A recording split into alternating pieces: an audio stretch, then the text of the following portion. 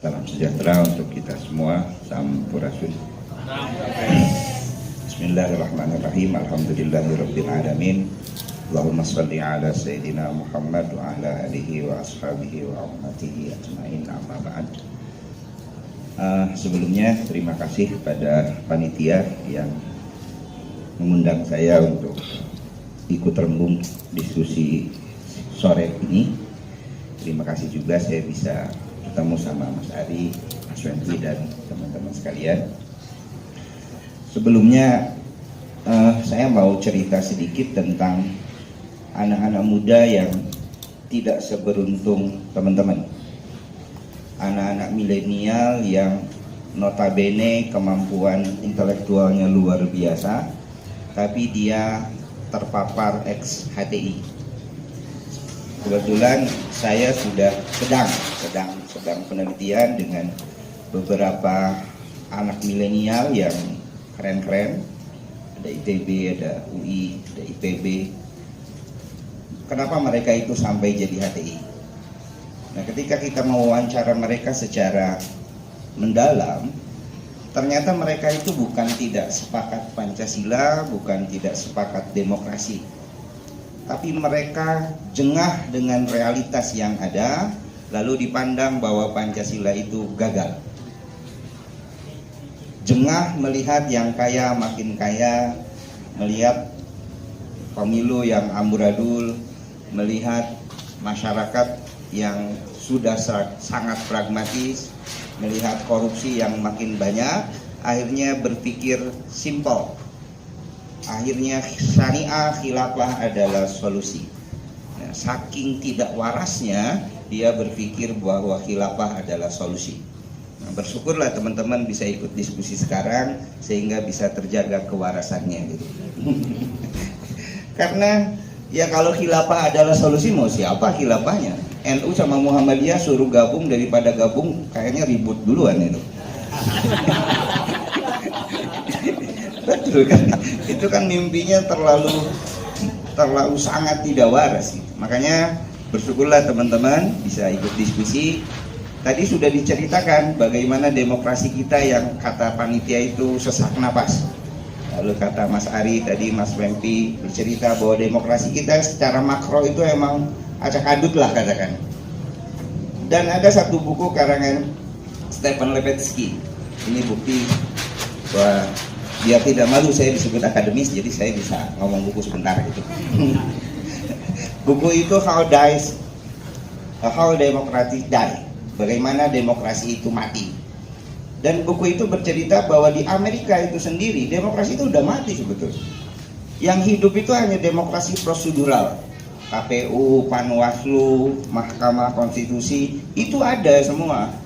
Tapi di buku itu diceritakan ada aturan-aturan di Amerika yang tidak tertulis. Nah, itulah yang membunuh demokrasi. Kayak kita misal mahar politik itu terjadi kok. Di kita yang money politik itu terjadi kok. Tapi susah sekali membuktikan. Itu sudah kayak orang kentut, siapa yang kentut kita susah sekali nyarinya gitu. Jadi demokrasi memang sudah prosedural semua. Demokrasi secara substansial kata buku itu dies, mati itu. Dan itulah yang terjadi dalam skala makro. Nah, alhamdulillah saya dapat buku ini. Jadi mungkin solusi dari permasalahan buku yang sudah saya baca ada di sini nanti.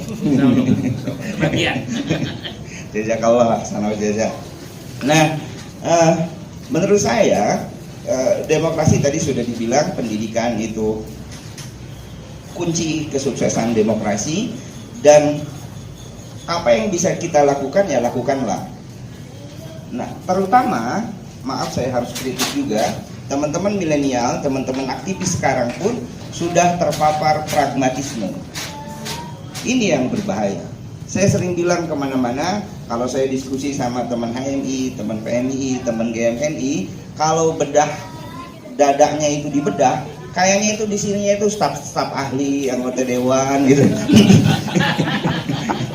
Kalau otaknya itu dibongkar itu pikirannya udah bupati, staf ahli gitu. Bagaimana jadi staf DPR itu sudah begitu semua.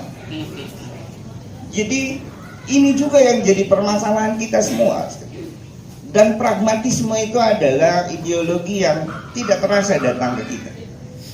Kalau saya ngelihat tadi sedikit-sedikit buku ini, kayaknya buku ini mau menawarkan solusi kalau dalam bahasa agama itu khidmah.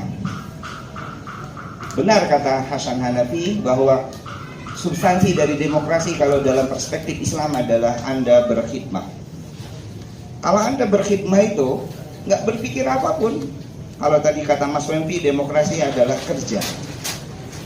Kalau orang khidmah udah nggak berpikir keuntungan, dia benar-benar berdagang dengan Tuhan.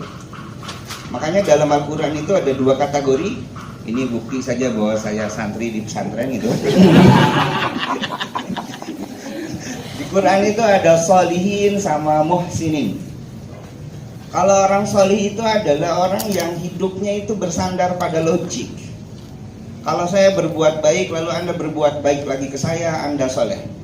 Kalau saya pukul Anda, lalu Anda pukul kembali saya, Anda soleh. Karena setia dengan logika Anda. Kalau saya ngajar di kampus, setelah saya capek, lalu saya dapat honor, saya orang soleh. Karena sesuai dengan logika saya. Masa orang capek nggak dibayar? Tapi di atas orang soleh, Al-Quran itu Al-Muhsin.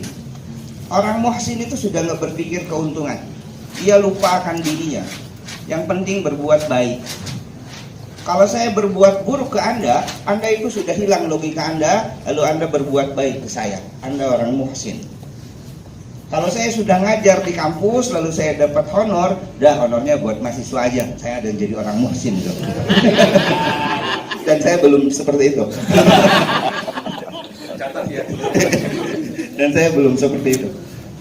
Nah makanya kalau ngelihat fenomena bahwa demokrasi adalah khidmah, saya masih punya harapan besar, terutama di desa-desa. Kita masih punya, karena saya di basis pesantren, kita masih punya kiai-kiai yang tulus. Kalau kata Abdurrahman Wahid dalam Al-Qur'an, kiai kampung. Dia nggak peduli siapa presidennya, dia udah nggak peduli bagaimana sistemnya, tapi dia terus ngajar masyarakat tanpa honor. Dia terus ngajar di masjid, dia terus ngajar di madrasah tanpa berpikir honor sama sekali. Dan itu adalah khidmah.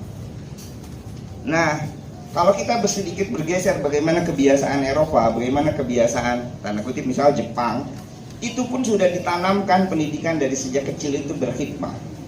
Orang bikin komunitas itu benar-benar baksos. Kalau di kita baksos itu tetap aja proposal itu.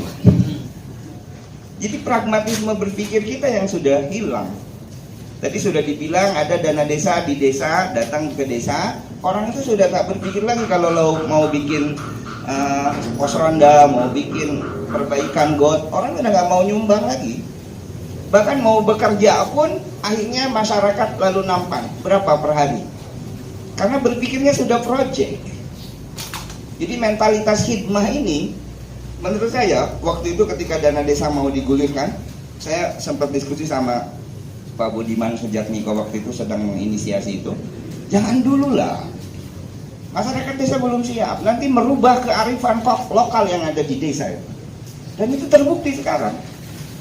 Ketika ada dana desa, kesadaran orang untuk nyumbang, untuk ikut berbagi, gotong royong itu hilang lah di desa. Dan ini berat sekali kalau sudah begini. Ketika ada proyek perbaikan Solokan, orang itu sudah ngelihat, oh di sana ada uang, nggak perlu dibantu lagi. Bahkan mau bikin rumah ibadah pun sekarang sudah proyek, nggak swadaya lagi. Ya, alhamdulillah di rumah saya nutup itu, bagaimana ada partai politik, bahkan negara mau nyumbang ke masjid, saya tutup lah. Sama bapak saya itu saya tutup. Kenapa? Subhat kata saya. Karena ada ujungnya nanti kalau hal yang kayak gitu. Nah kemandirian ini juga saya khawatirkan ketika undang-undang pesantren nanti terrealisasi, apa yang akan terjadi di Indonesia. Makanya bersyukurlah teman-teman, kita bisa berdiskusi di sini supaya kewarasan kita itu terjaga. Karena kita punya kekuatan yang sangat luar biasa, yaitu ekasila tadi, gotong royong. Walaupun gotong royong itu diterjemahkan sering salah kaprah, kayak BPJS. Masa gotong royong dipaksa itu? Kalau gotong royong kesadaran. Ada orang bikin solokan, oh dari saya 2 saat, itu kan kesadaran. BPJS, oh kelas 1 20.000, terus ini masa gotong royong dipaksa kayak gitu? Itu logika BPJS. Kalau BPJS disebut gotong royong itu logikanya salah. Masa gotong royong dipaksa itu, diikrah itu? Sedangkan kalau sesuatu yang berangkat dari pemaksaan pasti tidak akan benar. Wajar kalau BPJS jadi utangnya banyak. Itu barangkali nanti mungkin sedikit saja dari saya, nanti bisa berdiskusi lebih jauh. Karena demikian dari saya. Allahul muwaffiq. Assalamualaikum warahmatullahi wabarakatuh.